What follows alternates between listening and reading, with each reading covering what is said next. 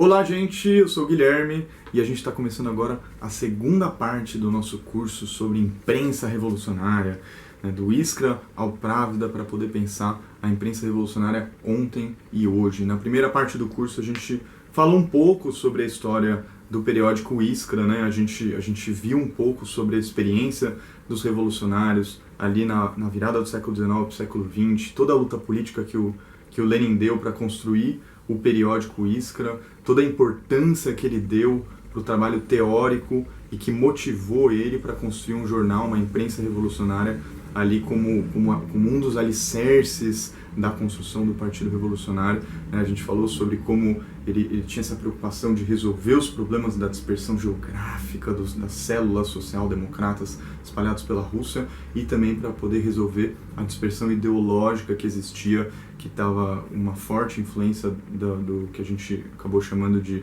bernsteinianismo dentro da social-democracia russa naquele momento, né? E agora a gente vai ver uma outra experiência de um outro jornal que o Lenin também fundou, que se chama Pravda, que em russo significa a verdade. Talvez muitos de vocês tenham ouvido falar desse jornal, porque é um jornal que ele durou anos, e a gente vai ver, na verdade, não toda a história do Pravda, evidentemente, porque seria um curso gigantesco, mas a gente vai pegar dois momentos essenciais da história do Pravda para poder pensar o papel importantíssimo que ele cumpriu em um elemento específico que foi para a preparação da tomada do poder. Esses dois momentos a gente vai pegar ali entre 1912 e 1914, que é quando surge o Pravda, quando o Lenin e os bolcheviques eles de fato fundam o Pravda, e um segundo momento que é depois que o Pravda ressurge, ele fica um tempo suspenso, então ele ressurge ali logo após a eclosão da Revolução de Fevereiro, e a gente vai ver alguns momentos, alguns detalhes espetaculares do processo revolucionário de 1917, sempre conectado com o papel que a imprensa revolucionária teve naquele momento, certo? Então vamos lá, peguem seu café, seu chimarrão, aproxeguem-se e que a história vai ser boa. No último curso, a gente parou ali mais ou menos em 1903, que foi o momento em que ocorreu o segundo congresso do Partido Social Democrata Russo, em que, de fato, se estabeleceu a diferença entre os mencheviques e os bolcheviques, e o Lenin, nesse momento em que o grupo do Lenin, o grupo dos bolcheviques, da maioria, ganha a maioria do Partido Social Democrata, logo depois também o Lenin acaba saindo da imprensa do Iskra e os mencheviques acabam tomando conta do jornal. Agora, isso de forma alguma significa que o Lenin ele ficou todo esse período sem construir nenhum jornal. Pelo contrário, na verdade. Tem um biógrafo muito importante do Lenin que ajudou bastante, inclusive, a formar esse minicurso, que chama Coca Garcia. Ele tem um livro que se chama Lenin e la Prensa. E pelas minhas contas pelo menos, entre 1903 e 1914, o Lenin ou funda ou tem uma participação ativa em pelo menos 17 jornais. Pelo menos 17 jornais, ou seja, não é que ele simplesmente abandona a importância do jornal, pelo contrário, as ideias da Iskra, mesmo ele não estando mais no Iskra, se mantiveram de alguma forma. Então teve o V-Period, o Proletari, Nova Vida. Depois ele participou do jornal chamado Social Democrata, A Estrela, ele ajudou a escrever A Operária, que era uma revista feminina, enfim, tratava das questões da mulher trabalhadora, né? Enfim, são vários jornais com distintos nomes que o Lenin ajudou a fundar, que o Lenin participou ativamente, até chegar então esse momento que eu queria aterrissar um pouco ali entre 1912 e 1914 para ver a experiência espetacular que foi a história desse jornal, o Pravda, certo? Depois a gente vai para 1917, mas calma. Eu queria primeiro estabelecer um pouco semelhanças e diferenças com o Iskra, porque de certa forma o Pravda ele cumpriu um papel importante também em ser um organizador coletivo da classe, certo? Que nem o Iskra cumpriu. Em ser também uma ferramenta de agitação e propaganda para disputar a consciência dos trabalhadores, para combater a ideologia burguesa no seio da classe trabalhadora, para reagrupar uma vanguarda em torno de consignas revolucionárias, etc, etc. Só que ele tem algumas diferenças importantes, e uma delas é que, diferentemente do Iskra, que ele tinha essa ideia, que está no Que Fazer, né, de trazer os ideais revolucionários de fora. O Pravda, ele tem uma relação mais dialética com a classe trabalhadora, que eu quero já falar um pouco sobre essa relação dialética, porque ela faz toda a diferença. Só que antes de entrar nela, só a gente contextualizar um pouco, tá? Porque, o que aconteceu? A gente tinha parado em 1903, né? Em 1905 tem o chamado Ensaio Geral da Revolução. Trotsky depois chamou de Ensaio Geral porque ocorreu uma revolução em 1905, que ela foi derrotada. Agora, essa revolução trouxe novidades para a história do movimento operário. Um dos grandes feitos que a classe operária russa fez foram os soviets. Então, soviets, que em português significa conselhos, né? Eram organismos de autodeterminação da classe trabalhadora, surgem em 1905 pela primeira vez, e desde lá está apontada ali os alicerces de um novo Estado, certo? A base de criação de um novo Estado. A Revolução, ela não triunfa, na verdade. A Revolução não triunfa, e depois da Revolução a gente tem um período de repressão muito grande, onde aumentam as deportações, aumentam as prisões, colocam na clandestinidade uma série de jornais, de elaborações dos revolucionários. Então, entre 1906 e 1910, mais ou menos, a gente tem uma vaga de greves, a gente tem uma diminuição da quantidade de greves, justamente por conta desse período de refluxo pós-1905. A partir de 1910 a coisa começa a mudar, a gente já tem você pega o gráfico, você começa a ver um aumento de fato da quantidade de greves. 1º de maio, por exemplo, de 1911, mais de 400 mil operários saíram às ruas no país. Estou dando alguns exemplos assim, para a gente ver. Em 1912, mais especificamente em abril de 1912, os mineiros de Lena, que ficam no norte da Rússia, eles organizam uma greve fortíssima. Cerca de 2.500 trabalhadores marcham nas ruas da cidade até em direção à empresa e são brutalmente massacrados. Foram centenas de trabalhadores que ou foram diretamente assassinados, que estavam fazendo suas reivindicações absolutamente legítimas, por melhorias salariais, por melhores condições de trabalho, porque a quantidade de acidentes de trabalho era imensa, e eles foram literalmente massacrados, e isso gerou uma comoção em toda a Rússia contra essa brutal repressão. É nesse contexto que o Pravda, fundado pelo Lenin, ele surge em 1912. Algumas pessoas talvez já tenham visto esse nome, que o Trotsky, na verdade, havia fundado o Pravda. E tem um fundo de verdade nisso, porque de fato o Trotsky ele tinha fundado um jornal que se chamava Pravda, a verdade. Agora, não é exatamente o mesmo jornal. Os bolcheviques, o Lenin, eles se apropriaram desse nome e fundaram um outro jornal. E essa primeira edição ela surge com uma campanha massiva, coletando assinaturas dos trabalhadores para apoiar o surgimento do Pravda. Então, a sua primeira edição ela foi lançada no dia 5 de maio de 1912, que por acaso é o aniversário do Marx, mas isso não tem nada a ver com a nossa história. Mas cerca de 2 semanas, mais ou menos, após a repressão aos trabalhadores, aos mineiros de Lena.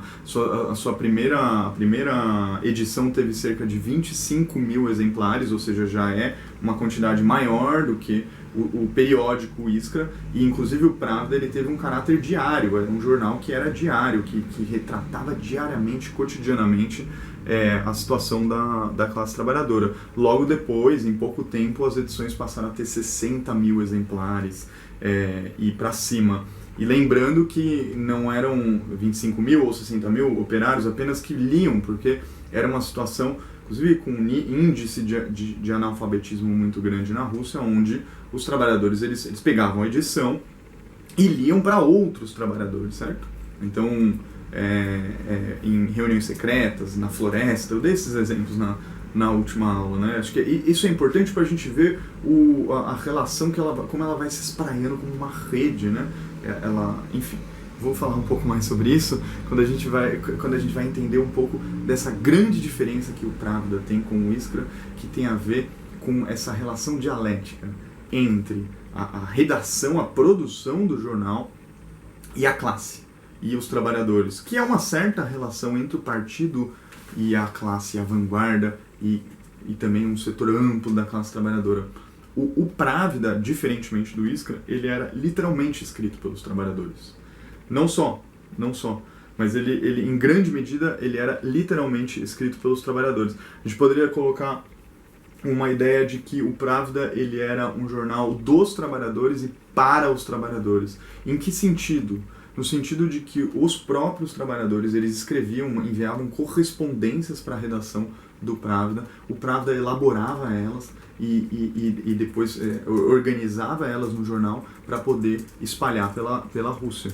Isso junto, evidentemente, com os próprios textos que a redação, que era organizada pelo Partido Bolchevique, fazia. Ou seja, tinha uma relação de mão dupla, certo?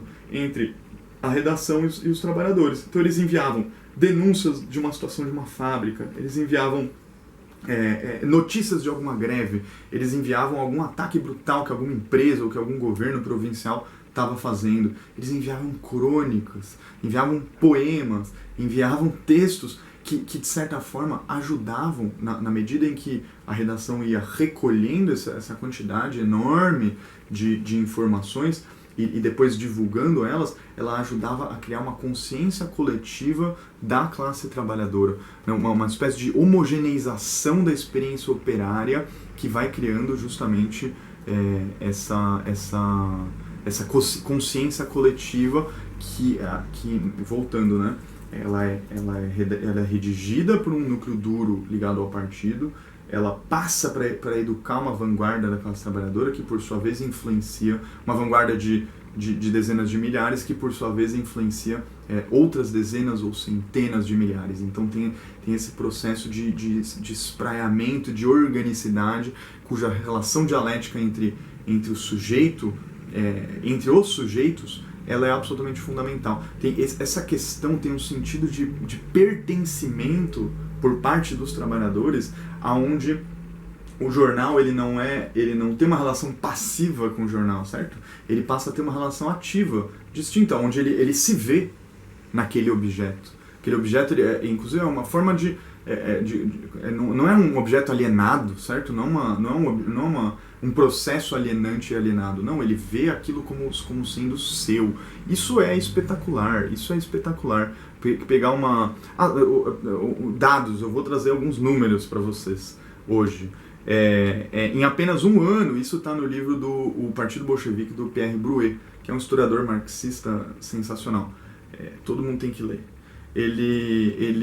Números, em um ano de Pravda, ele chegou a ter 11.114 informes de correspondentes. 11.114 cartas que os trabalhadores muitas vezes enviavam com tintas invisíveis pela clandestinidade, enfim, informes que chegavam até a redação e que, de certa forma, eram traduzidos para o jornal. Ou seja, quando a gente fala esse sentido de pertencimento é muito forte. Tem um outro dado fundamental, olha isso, que os trabalhadores eles chegaram a criar os chamados fundos de ferro. O que era isso? Era grana, era dinheiro que os trabalhadores botavam para poder garantir o pagamento de multas e de processos que o Pravda tinha.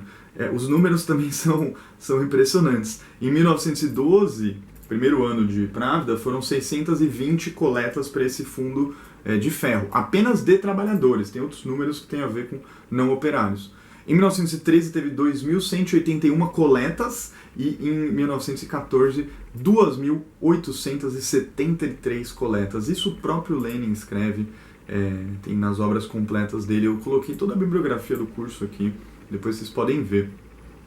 Então, pegar uma frase do Pierre Brouet nesse livro, O Partido Bolchevique, ele diz assim: o Pravda é, por definição, um diário operário. E ao ser em grande medida redigido pelos próprios trabalhadores, eles sentem que eles pertencem. Uma coisa aqui redigido pelos... Tipo assim, muitas vezes ele é escrito inclusive por trabalhadores que não necessariamente sabem escrever. Eles dizem em voz alta algum problema para alguém que sabe escrever e ela enviava uma carta. Ou seja,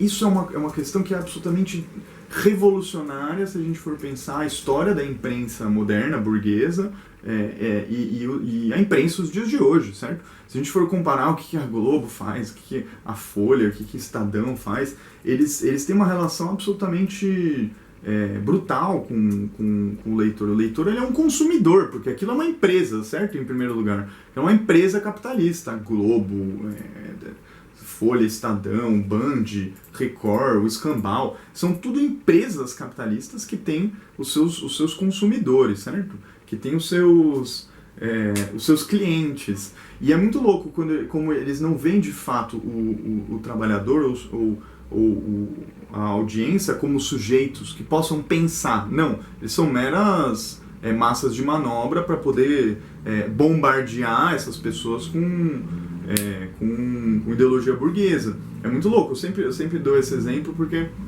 para mim ele é muito ilustrativo de como funciona a ideologia burguesa e como ela é traduzida na grande mídia, na imprensa burguesa. O repórter da Globo, lá no Jornal Nacional, quando ele vai falar com um trabalhador para ele contar, o cara perdeu a casa num deslizamento, numa enchente, coisa do tipo, quando ele vai passar o microfone pro cara falar, ele nunca pergunta pro cara por que aquilo ocorreu, ou o que ele acha que ocorreu naquele momento. Ele sempre pergunta como ele está se sentindo, porque ele quer dramatizar a situação. E quando você dramatiza a situação, sensibiliza a situação, ele quer saber como o outro está se sentindo, não o que o outro está pensando, quais são as críticas da população, quais são as razões por trás do problema. Não, ele quer espetacularizar os problemas para, depois que comover as pessoas que estão ali atrás da tela, os seus espectadores, vir algum especialista burguês qualquer e dar a resposta para a solução. E de fato, né, você dramatiza e aí você anestesia as pessoas e aí vem então algum cientista para poder dar uma resposta miraculosa. O leninismo é outra coisa, pelo contrário, o leninismo tem a ver com tornar os trabalhadores sujeitos, e isso é estratégico para a construção do comunismo, porque o comunismo, quando a gente fala da fala do Marx, né, aquela frase famosa do Marx que diz que a revolução será a obra dos próprios trabalhadores, né?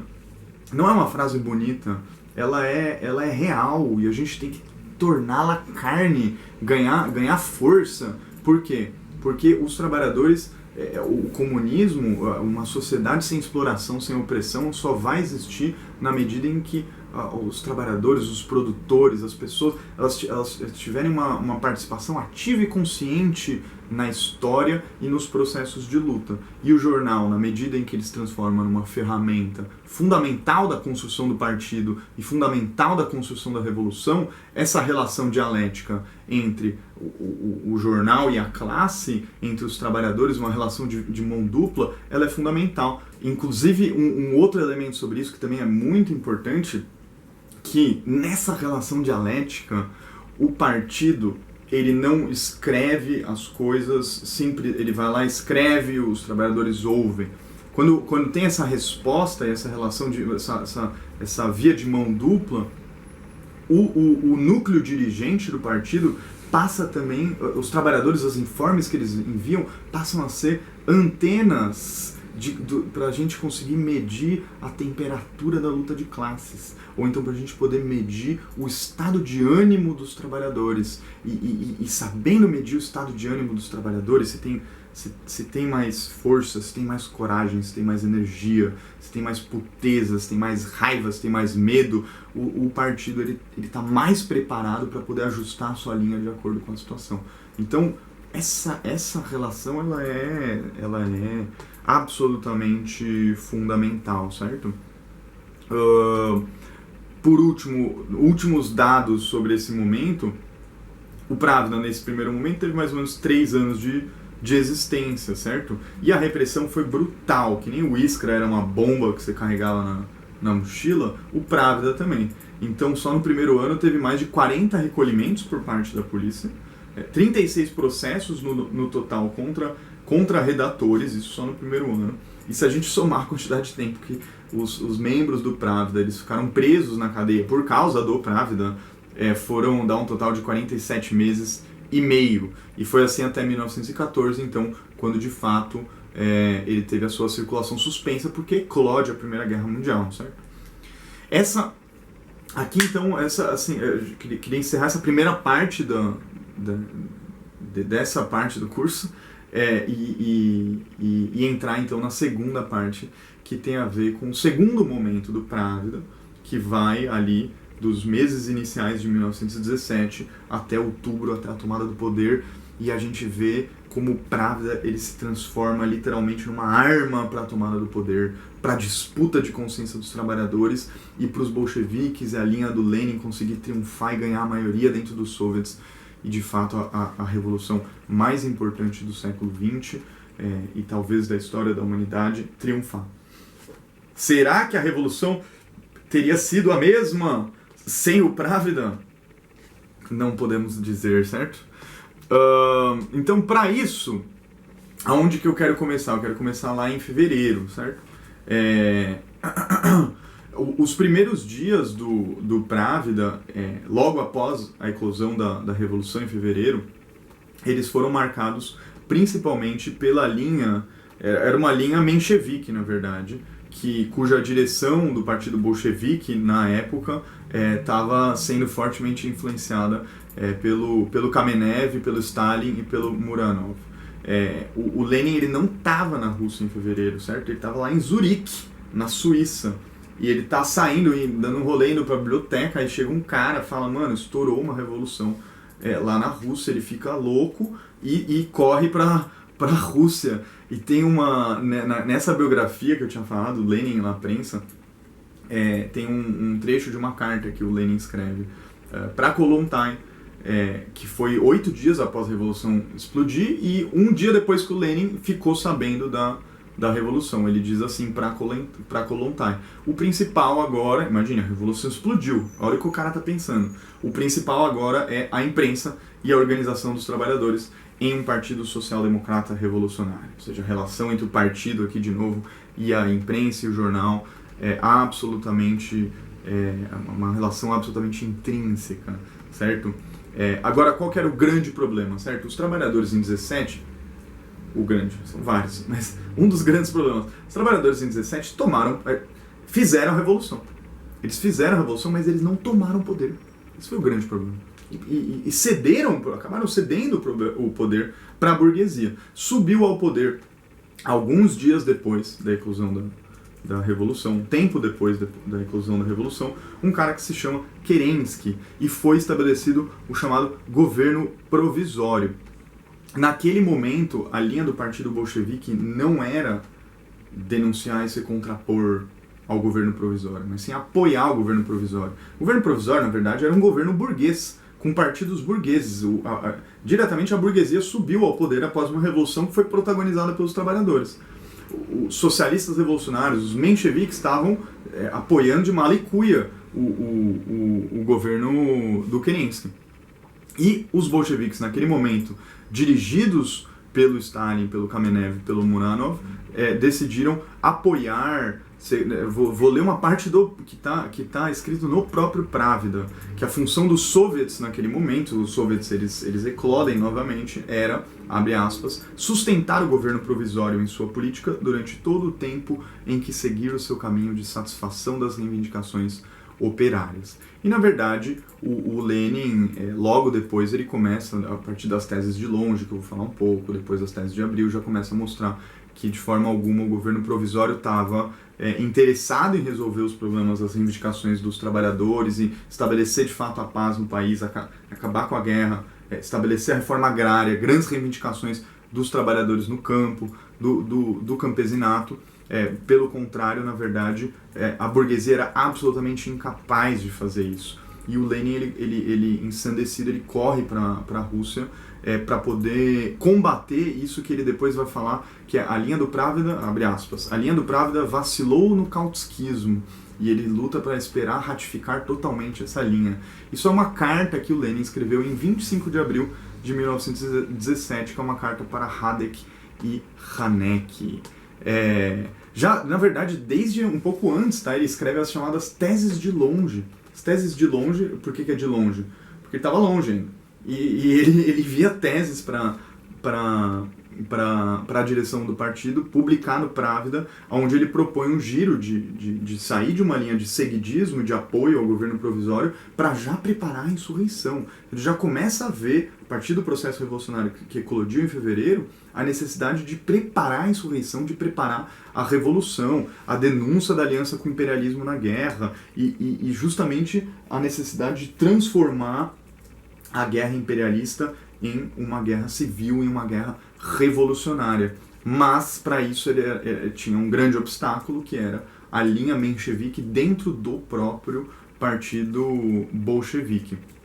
Em abril, o Lenin ele atravessa, ele pega o trem, passa a Alemanha, vai ali para os países do norte, até chegar, então, enfim, na Finlândia, onde, curiosamente, o Cuca Garcia conta também que ali na fronteira, para entrar na Finlândia, eles perguntam para ele qual era a profissão que ele tinha, e ele coloca jornalista. E nesse momento ele chega, enfim, na estação Finlândia, certo?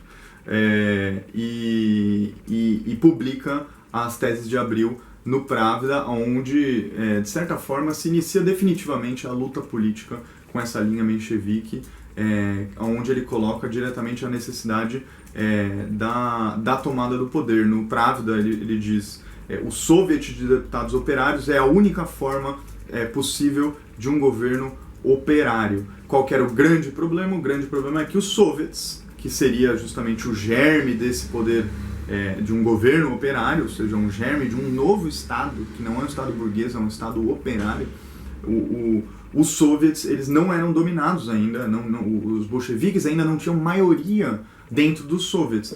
E então tinha esse problema, porque tinham condições para a insurreição. O problema é que os trabalhadores ainda estavam sob a direção dos socialistas revolucionários e dos mencheviques, e em parte de uma ala do partido bolchevique que também não estava apta, não queria preparar a insurreição, e estava com uma linha, em última instância, que iria trair a revolução. Bom, olhando para a história hoje, a gente vê como o Lenin estava correto naquele momento, certo? E é muito louco, porque você pensa assim, caralho, os caras estavam no meio da revolução, mano, no meio de uma guerra imperialista, e os revolucionários estão lá se debatendo, se digladiando no jornal publicamente. Sim, era literalmente isso, porque essa é a tradição marxista. Essa é a tradição do marxismo revolucionário, onde a polêmica ela é absolutamente necessária. Para quê? Para poder chegar em sínteses, certo? Não para poder... diplomacia com uma linha traidora que está levando a classe trabalhadora pro buraco, que está levando a classe trabalhadora para acreditar num governo que quer seguir uma guerra imperialista que está ceifando a vida de milhares de operários camponeses pobres. Não tem diplomacia com relação a isso. A tradição do marxismo revolucionário ela é essa da polêmica aberta e pública, certo? Então, no jornal mesmo, essas discussões elas estavam ocorrendo. E, curiosamente, o Pravda ele se transforma numa... Como é que eu vou colocar isso?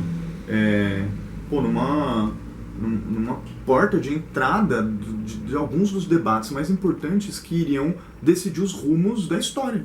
O Pravda, então, no texto do próprio Cuca Garcia, ele usa um termo que me parece um termo feliz de um ponto de vista, que é dizer que o Pravda ele se transforma no Estado-Maior da Revolução durante os meses de 17, com polêmicas abertas, certo?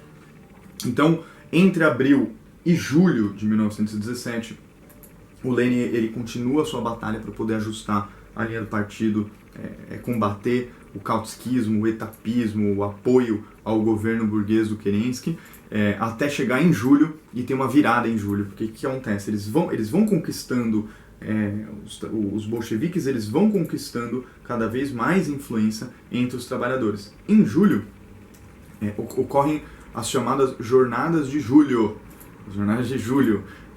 onde foram jornadas armadas, os operários saíram às ruas armados para tentar fazer uma revolução. que na verdade não foi triunfante. E a resposta que o governo dá a isso é ampliar a repressão contra a classe trabalhadora, contra os próprios bolcheviques. Nesse momento, a redação do Pravda é colocada na ilegalidade.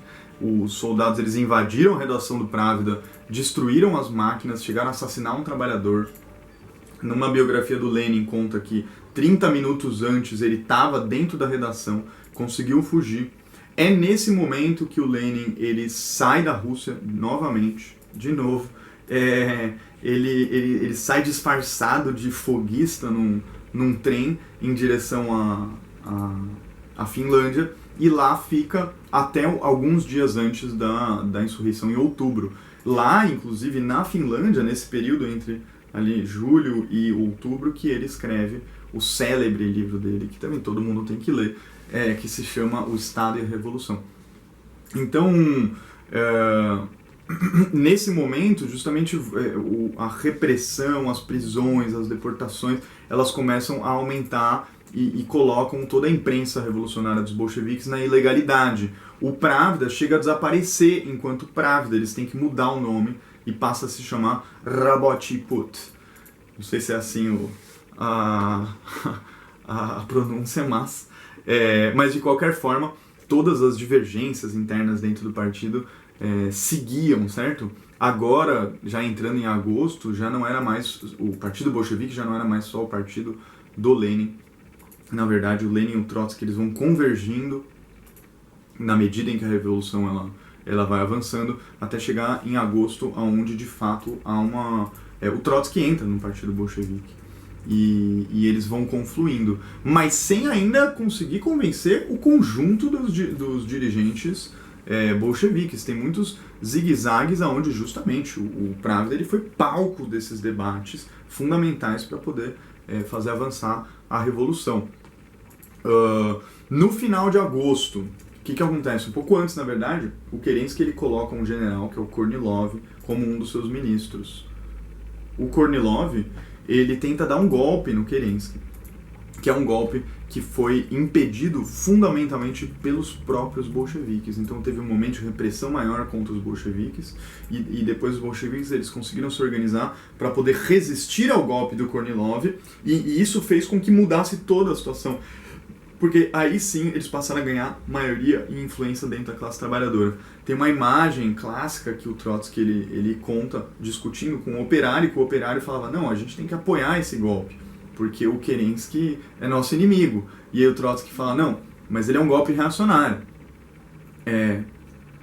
Paralelos, coincidências, enfim.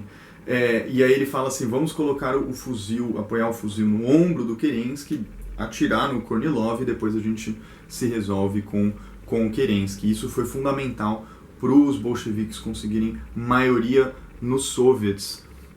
Então, a partir do final de agosto, a situação começa a mudar. Para vocês terem uma ideia, por exemplo, no dia 31 de agosto, o Soviet de Petrogrado ele chega a votar uma resolução que foi apresentado pelos bolcheviques que exigia que todo o poder fosse entregue aos soviets. Mas mesmo assim, ainda assim a gente está, imagina, no finalzinho de agosto, entrando em setembro, alguns setores do Partido Bolchevique que atuavam dentro do Pravda ainda estavam contra isso, né? O Zinoviev ele chega a publicar um artigo no finalzinho de agosto chamado O que não devemos fazer, que ele se contrapõe à tomada do poder, fazendo uma comparação lá com a Comuna de Paris, que foi a revolução que os comunards franceses fizeram em 1871, que saíram derrotados. Na medida em que o Kerensky ele ia negociando com o Kornilov e o golpe acabou sendo derrotado, então o Lenin, a linha do Lenin acaba triunfando para poder girar o partido para de fato preparar a insurreição. Mas mesmo assim, ainda na metade de setembro, o Zinoviev e o Kamenev eles chegam a se contrapor à tomada do poder. Eles chegaram a publicar uma discussão com um jornal menchevique, que era o Novaya Zhizn, não sei como diz isso em russo, um artigo que denunciava as tentativas de insurreição, ou seja, tinha uma divisão dentro da direção do Partido Bolchevique, que fez com que dois dos seus principais membros, que eram o Zinoviev e o Kamenev, chegaram a publicar uma denúncia pública das tentativas de insurreição que os bolcheviques estavam querendo fazer. No dia 20 de outubro, no Rabot Put, que era o outro nome do Pravda naquele momento, o Lenin ele chega a publicar um artigo de luta política com o absurdo da publicação do Zinoviev e do Kamenev dias antes, né, denunciando a tentativa de insurreição. Ou seja, a gente está vendo que há 5 dias da insurreição mais importante da história do século XX, talvez da humanidade, o Pravda estava sendo palco de debate sobre quais eram os rumos da revolução naquele momento, certo?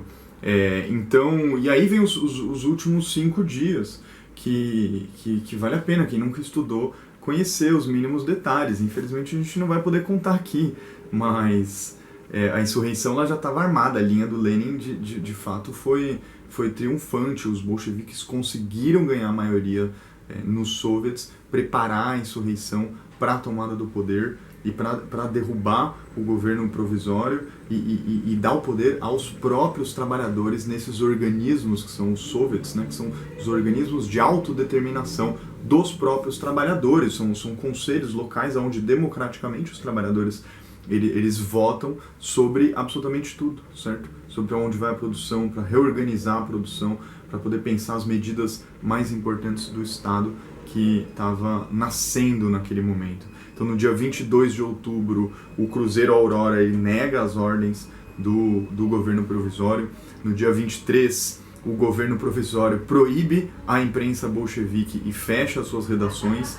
E aí, em seguida, o Comitê Revolucionário, que é o organismo que foi criado para poder, né, o Estado-Maior para preparar os mínimos detalhes ali da Revolução, ele abre novamente a imprensa do Pravda. No dia 24, as armas são distribuídas aos destacamentos operários e no dia 25, o Palácio de Inverno cai e a insurreição, enfim, triunfa. E o jornal, como a gente viu, ele cumpre um papel fundamental como uma arma para a luta de classes. Para finalizar essa parte, queria ler um trecho curto do John Reed, no livro dele que se chama Os 10 Dias que Abalaram o Mundo, onde ele diz assim ele narra, né, uma cena sobre logo após a tomada do poder. E ele diz assim, abre aspas, na Mihailovskaya, um homem levava um pacote de jornais, foi assaltado por uma multidão frenética que oferecia 1, 5 e até 10 rublos e pegavam as folhas como animais, disputavam uma presa. Era o jornal Rabot il Soldat. Você vê que ele narra como se fosse, ele dá riqueza das imagens, como se fosse uma câmera aproximando e saindo de perto dos momentos, de pequenos detalhes desse momento tão espetacular. Era o jornal Rabot il Soldat, que significa o operário e o soldado, que anunciava a vitória da Revolução Proletária, a liberação dos bolcheviques ainda encarcerados e pedia a ajuda dos exércitos do fronte e da retaguarda. Um pequeno e febril jornal de 4 páginas, impresso em caracteres enormes e que não continha notícia alguma. Para finalizar toda essa história, a gente se comove com alguns momentos, a gente engrandece com outros, a gente, enfim, se inspira muito nessas histórias porque, de fato, elas são muito ricas para a gente poder pensar os dias de hoje. Mas além desses aspectos dramáticos que ajudam a dar grandiosidade para tudo isso, a gente do Esquerda Diário, da fração trotskista, aqui no Brasil do MRT, a gente tenta buscar as lições mais importantes dessas experiências para poder pensar a nossa atuação nos dias de hoje, né? Então, aqui no Brasil a gente tem o Esquerda Diário, na Argentina, no Peru, no Chile, no México, Costa Rica, Bolívia, vários países da América Latina a gente levanta o La Izquierda Diário, nos Estados Unidos o Left Voice, na Alemanha o Klasse versus Glassen, eu nunca sei falar direito, na França, Révolution Permanente, enfim, a gente tenta levar à frente diários da classe trabalhadora, diários revolucionários, que sirvam também como armas para a luta de classes, levando em consideração essas lições que os bolcheviques, que o Lenin em especial, mas também o Trotsky e a classe trabalhadora russa ergueu para poder construir esse percurso, que foi um percurso que durou anos, mas que foi um percurso de educação de uma vanguarda da classe trabalhadora nos ideais comunistas, de discussões estratégicas quentes, onde o jornal ele se transformava num palco da história e um organizador coletivo que servia para dar centralidade para as ações para nos momentos mais decisivos a classe trabalhadora e o partido tomar as decisões revolucionárias e de fato alterar o curso da história. A história ela é um livro em aberto, né? A gente nunca vai repetir os mesmos passos que os revolucionários do passado trilharam, mas a gente aprende com as vitórias e com as derrotas para poder pensar os dias de hoje. Então essa ideia de um jornal da classe trabalhadora e para a classe trabalhadora, Esquerda Diária, ele é recheado de notícias que vêm de vários lugares, a questão do organizador coletivo, a questão da disputa ideológica para fazer avançar a consciência dos trabalhadores num sentido revolucionário e não num sentido reformista, a disputa ideológica e polêmicas com as outras organizações de esquerda. No Brasil tem uma coisa assim, de não poder fazer polêmica, porque já viram uma grande questão, já estamos... Quem critica o PT já é considerado de direita, né? Aquelas coisas absolutamente superficiais e dicotômicas, como se o mundo ele fosse dicotômico, e não. A gente tenta levar à frente essas lições para poder pensar os dias de hoje, sabendo das grandes diferenças, certo? O leninismo do século XXI, onde inclusive a redação lá não está em Zurique, mas ela está em vários lugares. Ela tá aqui em Porto Alegre, ela está em São Paulo, ela está em Natal, ela tá dentro da fábrica muitas vezes. Às vezes os trabalhadores eles saem do expediente, mandam uma denúncia do banheiro, escondido de algum lugar, mandam um áudio, ela está nos áudios de 5 minutos que a gente envia todos os dias para a comunidade do Esquerda Diário, e a gente recebe denúncias, a gente recebe muitas vezes textos no privado, e a gente tenta justamente levar à frente essa relação orgânica para ter maior enraizamento dentro dos setores hoje que estão buscando uma alternativa de esquerda à experiência fracassada do PT, de aliança com a burguesia, de aliança com o que tem de mais nefasto na política brasileira.